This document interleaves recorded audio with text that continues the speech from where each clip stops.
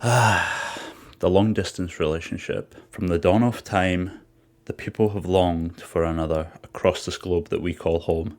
And more than likely, someone in your family has either been in one or is too ashamed of this previous life to ever admit it. Possibly starting with a great grandparent in World War One. Who knows? Grandad might have had the hots for someone in the Ottoman Empire, waiting for months, sending letters by pigeon, and just waiting for that haha X message to come back. Nowadays it's just too easy with things such as phones, Instagram, Facebook, MSN, even bin weevils. We now don't live just physically, but digitally too. And what happens when these things mix? Well, you get the long distance relationship. Now, let's address the hardly noticeable elephant in the room. Hey, aren't I in a long distance relationship? Well, yeah, but seeing as I'm in the most successful, love-filled, and just best long-distance relationship of all time, I feel as though it's my time to give, you guys a bit of feedback and give my opinions. So I feel as though I'm well qualified to speak on this topic. Why would you want a long-distance relationship? Is it even good? No. Okay, well, it's complicated. You have these really high highs, which you don't necessarily get in your normal relationships. But also you get these really low lows, such as the time that your girlfriend moves to the wrong side of the bed, which doesn't get any Wi-Fi, and now you're speaking to Catalina from GTA 3. But it's all worth it. When you see each other for the first time in 3 months, you're teaching, but also learning about each other's culture. For example, my girlfriend loves haggis bonbons and a square sausage, and I like Singaporean things such as, chicken and rice and harassing women at ATMs. Hello? What are you doing? And what are the most common types of long distance relationships we see? Well, there's many to pick from, such as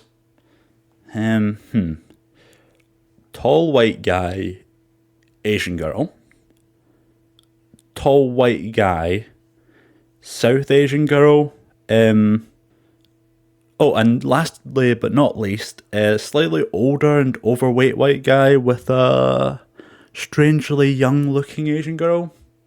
Now, I'm not saying that that's every long distance relationship, but, I'm sure there's other ones such as short white guy, Asian girl. I don't know, that might be a bit of a stretch. Look, I'm joking, of course. The main issue with long distance relationships is the stigma. Now, people think that the reason that you're in a long distance relationship is because no one likes you, everyone hates you, and that's just not true, right? Right? You have to make sure you're doing it for the right reasons, such as getting 50% off your next hotel and flights to Bangkok. It's not a bad deal. Apps like Skyscanner and Booking.com become your best friend until you accidentally book a South China Air flight, which leaves you stranded in Shanghai International for 48 hours. But honestly, I wouldn't change it for the world. Who else can say that they get to see their best friend, see their partner, whilst also getting the only vitamin D that they get from the sun in 6 months?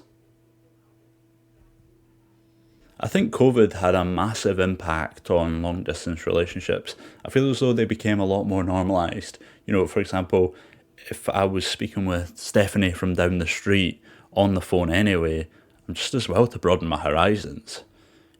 Either way, we're not seeing each other. Honestly, I do feel as though I took the lockdown measures a bit too seriously. I was on the same sleep schedule as Ludwig during his subathon. Oh, and I also think that we need to do a review on what we call a long distance relationship. I'm going to be honest, Stephanie, your 1.5 hour drive to see your boyfriend every weekend isn't quite the same as flying 10, 14, 20 plus hours to see your partner, once every 3 to 6 months. So I've decided, I've made a list. So this is the official Couchy list, and we're going to go from top to bottom. Number 1, alright distance relationship. This is 30 minutes to 2 hours travel time. You guys are seeing each other every week. It's not too bad. You can say it's alright. It's not the closest. You can definitely be closer. I completely appreciate it can be a bit annoying sometimes having to travel that far, but ultimately you can make that work pretty easily. Number 2, pain in the arse distance relationships. Now, this is 3 hours drive or any flight necessary. Any 3 hour plus drive is catastrophic. I think, I drive 40 minutes to work every day and that's bad enough. But I feel as though 3 hours plus, like you're seeing each other maybe 2 times a month or something like that. I feel as though it's just not good. Throw a flight in there, even if it is a 30-minute to 1 hour flight, you're still having to go through security, possibly even getting your passport. So yeah, definitely not the best, but it's a pain in the ass. You can definitely do that, and you can expect to probably see each other at least 1 to 3 months about that. Number 3, trek distance relationships. Now, this is flying 5 to 9 hours. This one is where you start to get into the long distance relationship category. And I'm not quite putting it there. I feel as though a long distance relationship has to be for the top, but you guys have it tough. This is 5 to 9 hours. Honestly, I feel bad saying 9 hours is not even quite long distance, but I think it just goes into a sort of next category once you get to 10 plus, because I feel as though you go from being in the same continent to then, if you're flying 10 hours plus, you're definitely out with the continent. So honestly, guys, don't take this too seriously. It's just it's a fucking video, right? So it's not that serious. But you guys, again, you'll probably see each other, 2 to 4 months maybe, depending on flight prices. Nowadays it's like the cheapest time to buy flights. Like, I know Christmas time is rough, but like around about, like, buy it now for sort of May, March, April.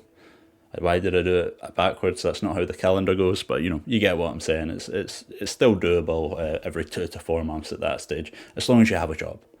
One thing about long distance relationships, get a job. I'll talk about that later in the video, but get a job. And here we have it at number 4. This is what I would determine as the long distance relationship. This is flying 10 plus hours and you're likely to see each other 3 to 6 months. And it can be longer, 100% can be longer. Me and my girlfriend, when we first got together, we didn't see each other for 8 months, which was just ridiculous.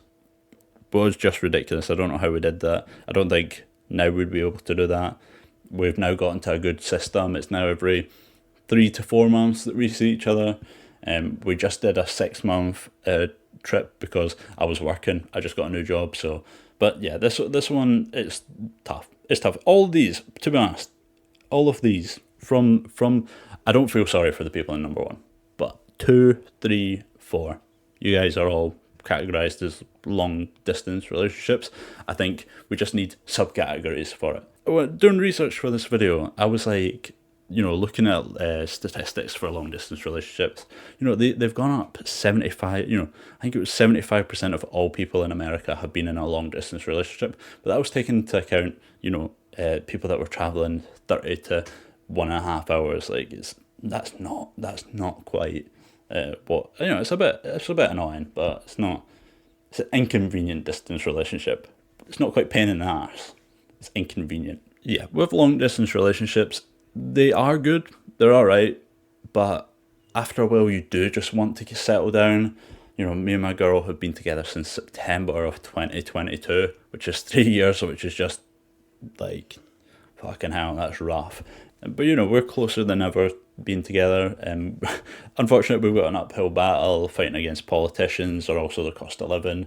Honestly, guys, the one thing I would say to people who are in a long distance relationship is that communication is the key.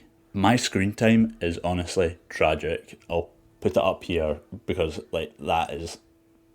And whatever you do, when you are first meeting with your partner, do not do this.